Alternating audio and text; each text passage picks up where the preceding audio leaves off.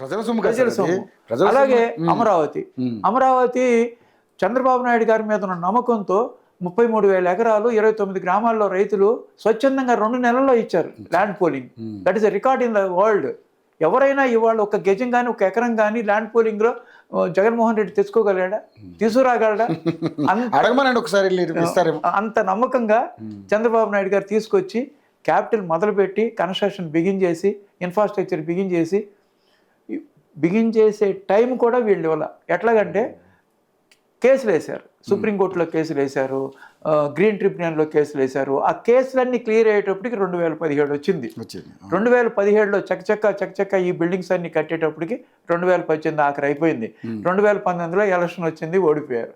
ఆఫ్వేలో అమరావతి అయిపోయింది. ఈలోపు అమరావతి రకరకాల క్రిటిసిజానికి గురైంది. అది కమరావతి అన్నారు, భ్రమరావతి అన్నారు, మునిగిపోద్ది అన్నారు, ఎడార్ అన్నారు.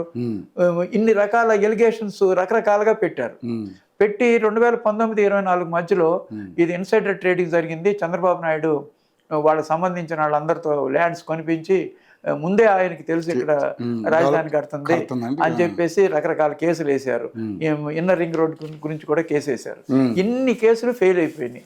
రీసెంట్ గా ఆడ రామకృష్ణారెడ్డి కూడా 3 కేసులు తీసుకెళ్తే హైకోర్టు మొట్టికాయలు వేసి అసలు దీనికి పనికిరావని చెప్పి పక్కన పెట్టింది. రీసెంట్ గా జస్ట్ 10 days బ్యాక్. ఇన్ని రకాలుగా కక్షపూరితమైన రాజకీయం చేయటమే జగన్మోహన్ రెడ్డి చేసింది 2019 నుంచి 2024 వరకు. ఈయన చేసిన పనులన్నీ ఆపేయమని అధికారంలో రాగానే అన్నాడు. పోలవరం ఆపేసేయండి, రివర్స్ టెండరింగ్, అమరావతి ఆపేసేయండి అన్నాడు.